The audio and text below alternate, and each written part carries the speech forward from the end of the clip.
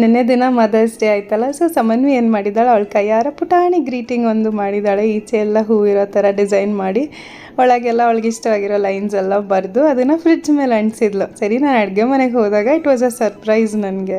ಇನ್ನು ಸ್ಪೆಲ್ಲಿಂಗ್ಸ್ ಎಲ್ಲ ಅಷ್ಟು ಕರೆಕ್ಟಾಗಿ ಬರಲ್ವಲ್ಲ, ಸೊ ಅವ್ರ ಅಪ್ಪನ ಹತ್ರ ಕೇಳಿಕೊಂಡು ಎಲ್ಲ ಬರೆದು ಅಂಟಿಸಿದ್ಲು. ಎಷ್ಟು ಖುಷಿ ಆಯಿತು. ಪುಟ್ಟ ಮಗು ಅವಳಿಗೆ ಅನಿಸಿದ್ನ ಚೆನ್ನಾಗಿ ಪೇಪರ್ ಮೇಲೆಲ್ಲ ಬರೆದು ಕೊಟ್ಟಿದ್ದಾಳೆ. ಮೊದಲ ಗ್ರೀಟಿಂಗ್ ಕಾರ್ಡ್ ಆ್ಯಕ್ಚುಲಿ ಸಮನ್ವಿ ನನಗೆ ಅಂತ ಕೊಟ್ಟಿರೋದು. ಅವ್ರ ಅಪ್ಪಂಗೆ ಬರ್ಡೇ ಇದ್ದಾಗೆಲ್ಲ ಮಾಡಿ ಕೊಟ್ಟಿದ್ಲು, ಬಿಕಾಸ್ ನಾ ಹೇಳಿದ್ದೆ ಮಾಡಿಸ್ಕೊಟ್ಟಿದ್ದೆ. ಸೊ ಈಗ ಅಮ್ಮಂಗೂ ಕೊಡಬೇಕು ಅಂತ ಹೇಳಿ ತುಂಬ ದಿನದಿಂದ ಸರ್ಪ್ರೈಸ್ ಇದೆ ಅಮ್ಮ ನಿನಗೆ ಅಂತ ಹೇಳ್ತಾ ಇದ್ಲು. ಫೈನಲಿ ಗ್ರೀಟಿಂಗ್ ಕಾರ್ಡ್ ನೋಡಿದಾಗ ತುಂಬ ಖುಷಿ ಆಯಿತು. ಆ ಪುಟ್ಟ ಮನಸ್ಸಲ್ಲಿ ಎಷ್ಟೊಂದು ಭಾವನೆಗಳಿರುತ್ತೆ, ಎಷ್ಟೊಂದು ಪ್ರೀತಿ ಇರುತ್ತೆ ಅಲ್ವಾ.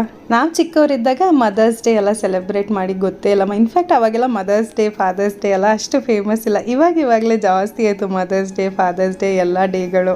ಆದರೆ ಅಮ್ಮನ ಬರ್ಡೇಗೆ ಮಾತ್ರ ಒಂದ್ಸಲಿ ಮೇ ಬಿ 6ನೇ ಕ್ಲಾಸಲ್ಲಿ ಇದ್ದಾಗ ಅನಿಸುತ್ತೆ ನಮ್ಮ ಹತ್ರ ಪಾಕೆಟ್ ಮನಿ ಕೊಟ್ಟಿರೋದು ಅಥವಾ ಅಜ್ಜಿ ಅವರು ಇವರು ಕೊಟ್ಟಿದ್ದ ದುಡ್ಡೆಲ್ಲ ಕೂಡಿಟ್ಕೊಂಡಿದ್ರಲ್ಲಿ ಅಮ್ಮಂಗೆ ಒಂದು ಸೀರೆ ತೊಗೊಂಡು ಹೋಗಿ ಕೊಟ್ಟಿದ್ದೆ ಅವ್ರ ಬರ್ಡೇ ದಿನ. ಅದೇ ನನ್ನ ಫಸ್ಟ್ ಗಿಫ್ಟ್ ಅಮ್ಮನ ಬರ್ಡೇಗೆ. ಸೊ ಅಮ್ಮಂಗೆ ತುಂಬ ಖುಷಿಯಾಗಿತ್ತು. ಅವತ್ತಿಂದ ಹಿಡಿದು ಇವತ್ತಿನವರೆಗೂ ಆ ಸೀರೆನ ಇನ್ನೂ ಇಟ್ಕೊಂಡಿದ್ದಾರೆ, ನಾನು ಅವಳಿಗೆ ಮೊದಲು ಕೊಡಿಸಿದ ಸೀರೆ ಅಂತ ಹೇಳಿ. ಸೊ ನೀವೆಲ್ಲ ನಿಮ್ಮ ಅಮ್ಮಂಗೆ ಮೊದಲನೇ ಗಿಫ್ಟ್ ಏನು ಕೊಡಿಸಿದ್ರಿ? ನೆನಪಿದ್ರೆ ಮರೀದಂಗೆ ಕಮೆಂಟ್ಸಲ್ಲಿ ನನಗೂ ತಿಳಿಸಿ ಆಯಿತಾ.